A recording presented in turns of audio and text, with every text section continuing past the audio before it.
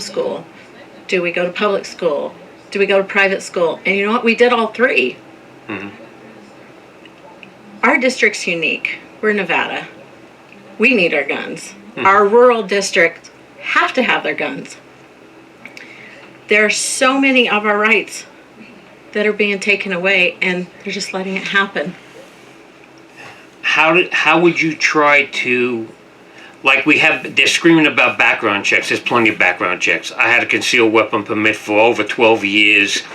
I went through a background check every time. I was in charge of security at the brothel. I had to go get fingerprinted every 3 months on the background check to do that. Right. I did armed security in Vegas in all the casinos, working for a company who was private. And so background checks are always there. This is a problem that people don't understand. If they're not watching all news media, they're only getting snippets. And they think that anybody's just walking down the street and can buy a gun. No. And it's not like that. You know that. It's not. Okay. We have a waiting period. Mm-hmm. How about if rather than making a bunch of crazy laws, we actually enforce the laws we have in place? They are not being enforced. Don't go taking away my rights because you're not enforcing the laws that you have in place. These people who are denied guns, Mm-hmm. they're not looked into. Why? You know, are they a criminal? Or is there, what's the Mental story? issue. A lot of situation is a mental issue. A lot. And you know what? Nobody's talking about it. Mental health is a huge deal. Mm-hmm. And it's being virtually ignored. The media is ignoring it. The people are ignoring it.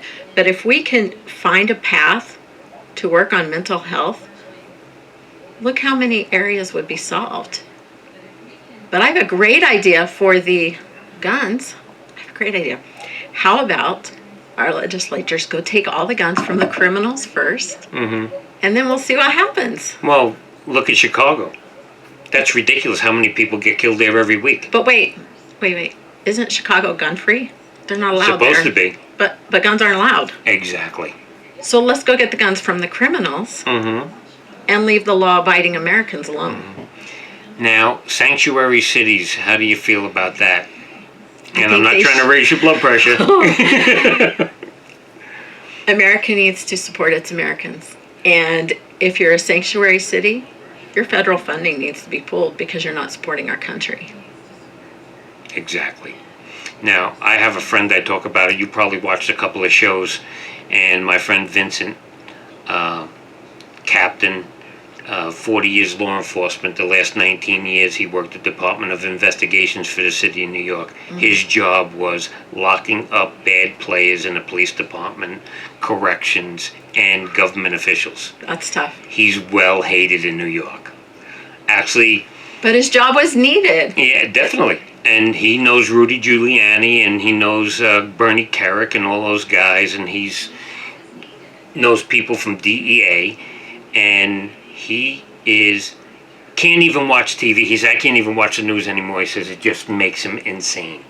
And he is a guy who was in the World Trade Center 15 minutes before it got hit. Oh, bless his heart. He was out of the building. He went through the tunnel to go arrest somebody. And by the time he got out of Brooklyn Battery Tunnel, the buildings got hit, and everybody he was in a meeting with was killed.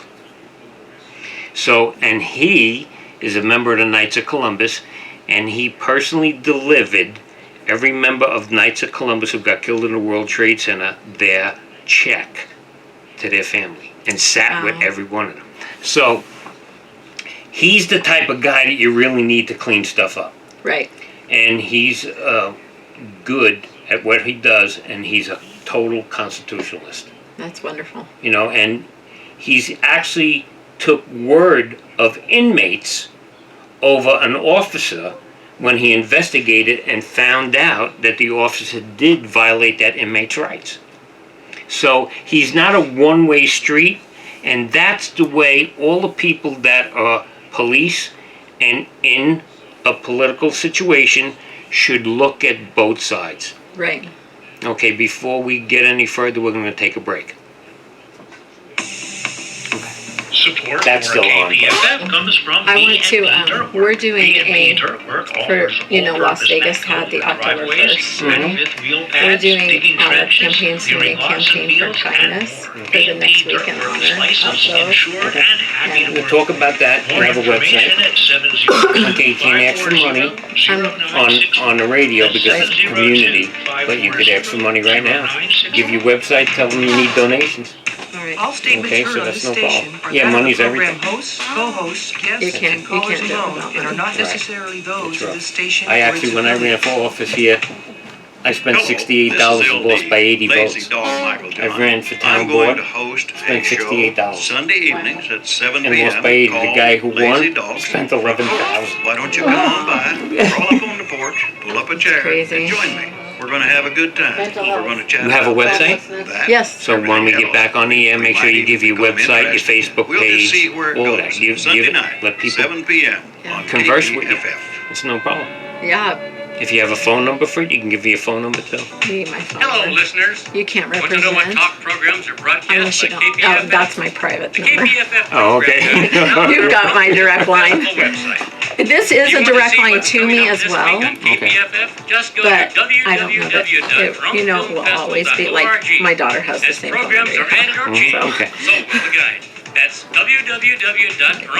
www.pahrumphfilmfestival.org for the best talk I programs in can't see Pahrump. this right. This is 97.7, Pahrumps Community Radio Station. And welcome back. Support for KPFF, Godfather Media, 877-724-7867. If you didn't get that because I talked too fast, just remember 877 Pahrump.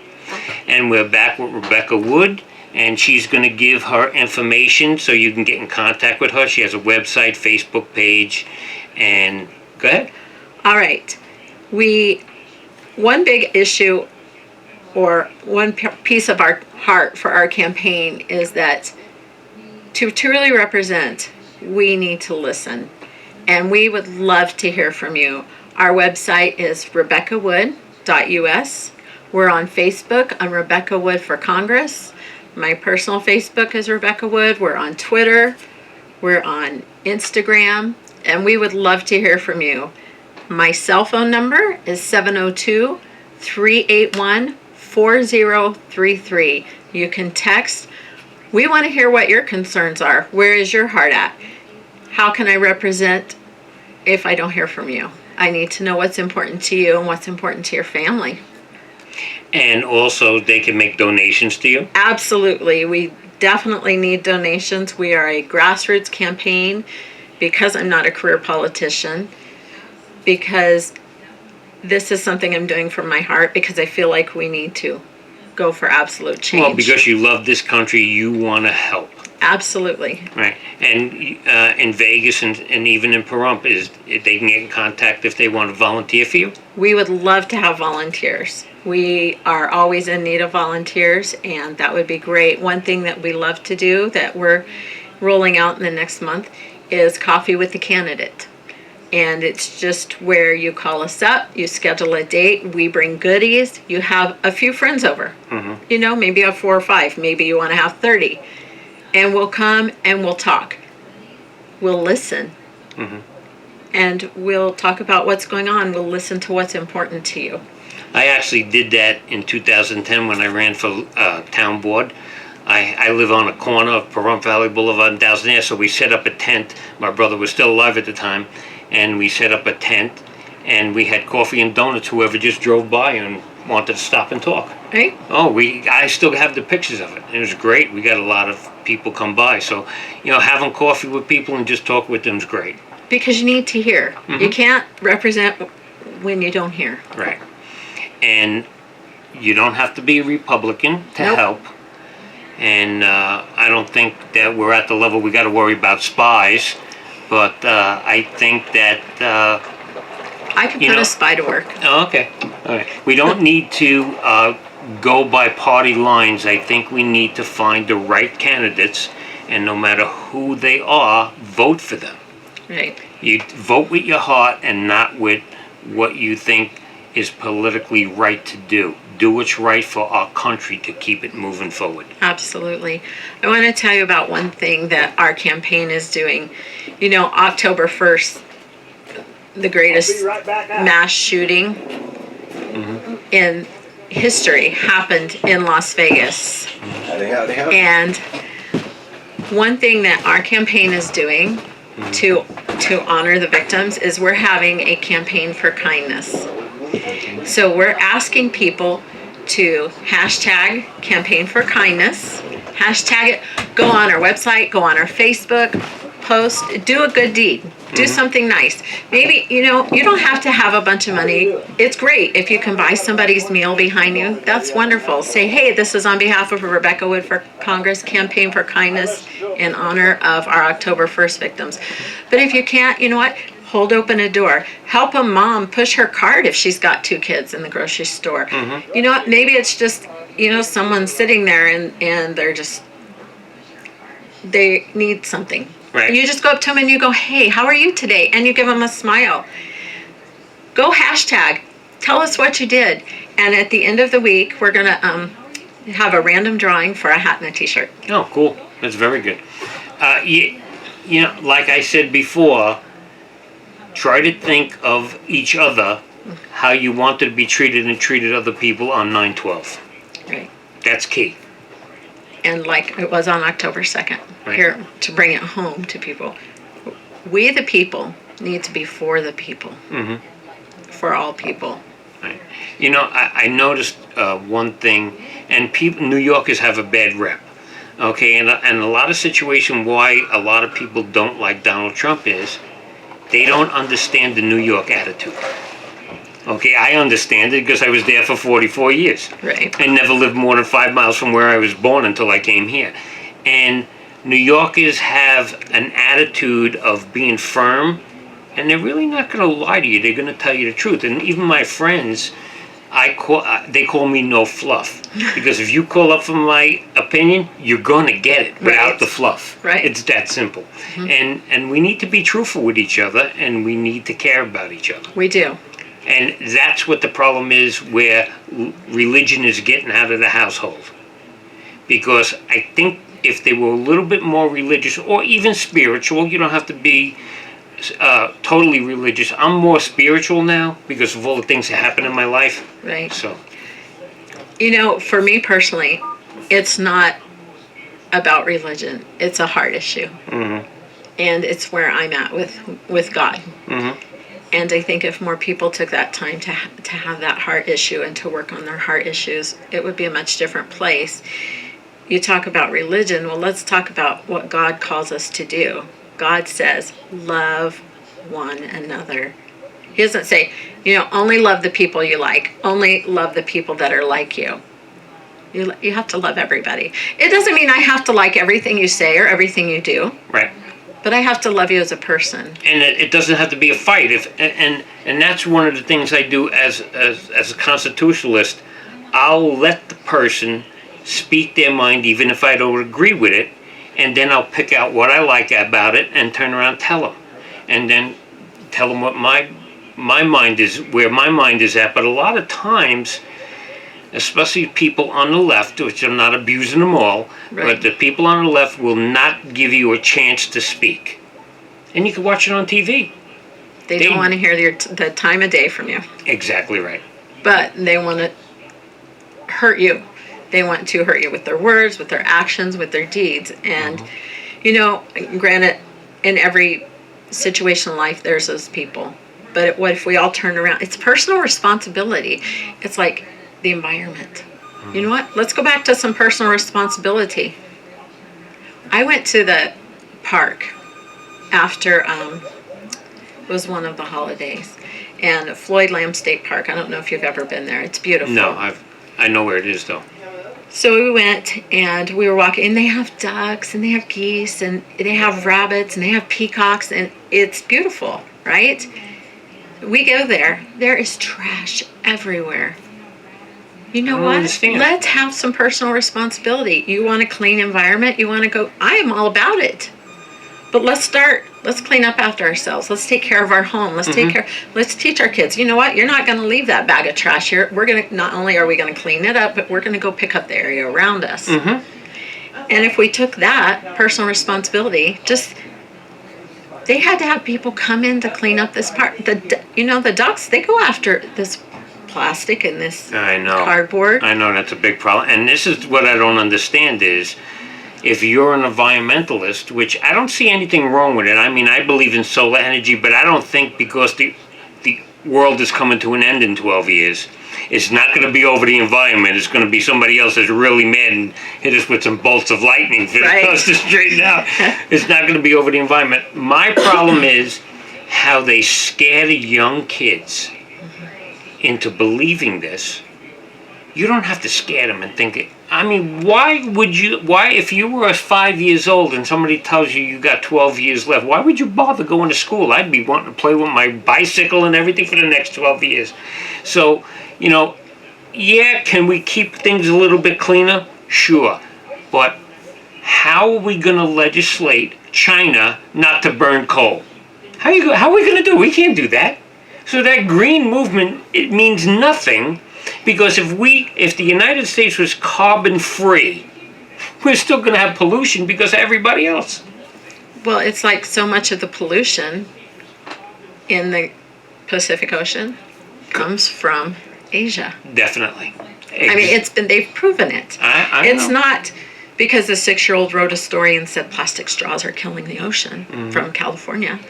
That's not what's happening. It's the pollution from Asia that's actually coming up onto our shores. Yeah, I can't shut my phones off because, I have a mom that's 90, so just in case I go flying out the door. But that's the problem. They need to not scare the children, let them be kids. I mean, Absolutely. I didn't start thinking about politics until I was 15 or 16, and not because somebody started telling me. It's because I wanted to find out what was going on. But it's scary enough for kids today. Why would they have to turn around and start poisoning their brain that if we don't do this, if you got this piece of plastic, you're killing the earth? Right. Doesn't make any sense. It's Right. not right. They're scaring the kids, but they're indoctrinating them into so many things that it's the parents' responsibility. It's my responsibility. It's my daughter's responsibility to teach her daughter about sex education, about what she feels is right for her to know. It's not the government's and it's not the schools. Exactly. Yeah, that bothers me too. I don't like this whole idea with the legislation on bathroom situation and forcing people to learn certain things. That's up to their parents to teach them. You can't legislate sex, Yeah, and that's what they're trying to do. I know. It just doesn't make any sense. It's a private, personal thing, and it's up to the parents. And this is the government getting involved and telling me what my kid's going to learn or my grandchild's going to learn. Tell my daughter, oh, you can't, we're going to teach your 5-year-old about this, that, and the other thing. Cucumbers and condoms. That's out. No. That's it. And here's the reason why they do that. That's the reason why they push religion away. Because they want to be your conscience. The government wants to be your conscience, not your religious beliefs. Now we got a problem. That's what they did to the Native Americans. I mean, it goes back to it every single time. And how'd that work out for them? They have the highest rate of poverty. They live on Indian reservations. They live on reservations they can't get off of. They have people go missing because the government's like, we're going to take care of you. Yeah, and We need to stand up and take care of ourselves. there's the problem is they gave them that stipend, I guess you would call it, and they don't work, they don't do anything, and once you take somebody to raise themselves up on their own in their own way, they just do nothing and they just come apart. If you don't have a reason to get out of bed every day, you're just going to keep declining. Which is the problem with our welfare system. Because it needs to be overhauled. We have this person here who's on welfare. They're making, say, $5,000 a month on welfare, just an arbitrary number. Well, they go out and they get a job that makes $2,500. They lose everything, all their health care, everything, all their benefits. So what would happen if we reformed the system and said, look, go get a job. We're going to work with you till your salary gets up there. We want to encourage you to get out of the system. We want to encourage you to be productive. And if you don't want to get out of the system, then you know what? That's okay. We got some public service activities for you to do. Right. And I think they should do that. I mean, here we were a little rough on people with the parking tickets. You don't pay a ticket, they put you in prison. Whoa. Well, it's crazy. Over a parking ticket? Well, they reduced them down, and that's what the government corruption is about here. And one of the things we talked about was if you're interested in Nye County, you need to know about water, people's Yes. guns rights, and zoning and tickets and everything like that. So that's what the problem we have here, and we have a new justice of the peace who is actually not putting people in jail. But here's something that people don't even realize. People in Nye County get a moving violation. Well, the justice of the peace turns around and says, well, we'll reduce it to a parking ticket. You plead guilty and you just pay the ticket, no points. The reason why Nye County's doing that is because a parking ticket is a violation to the community. They keep all the money. If it's a moving violation, part of the money's got to go to the state.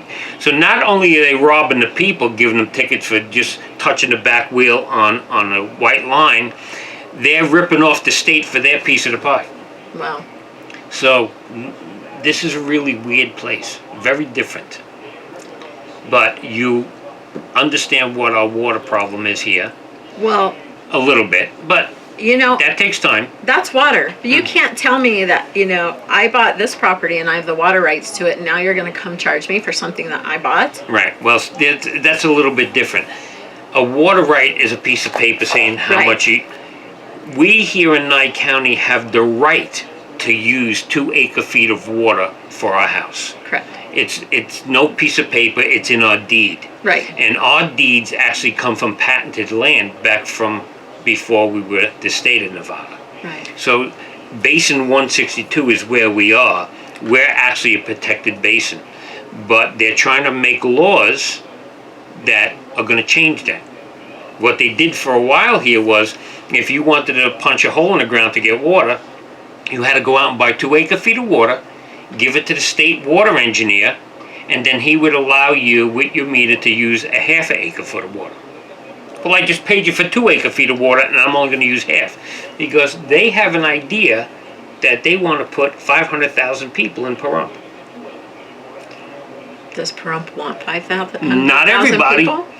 Not The everybody. DC, I mean, that's up to the people of Pahrump. That's not up to Exactly. the state of Nevada. That's not up to the federal government. Actually, That's up to the people So of Pahrump. here's a key thing. As a congresswoman, would you protect our rural lifestyle? We have to protect our rural lifestyle. And that's important to us. We have to. Why do you think I came from Staten Island and came to Pahrump instead of going to Vegas? Why would I go from one city to another? Right.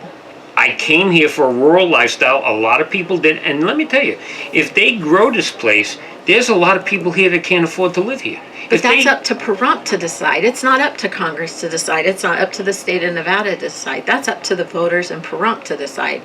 Do they want to keep the rural lifestyle? Right. And well- the country, the state, needs to respect what the people of Pahrump decide. But sometimes we need people that are in Congress and in the Senate to turn around and explain to people why they do that. So when Right. somebody comes to you from Pahrump for a favor, you got to say, well, is this favor or what you want, not a favor, but is that going to protect the people's rural lifestyle?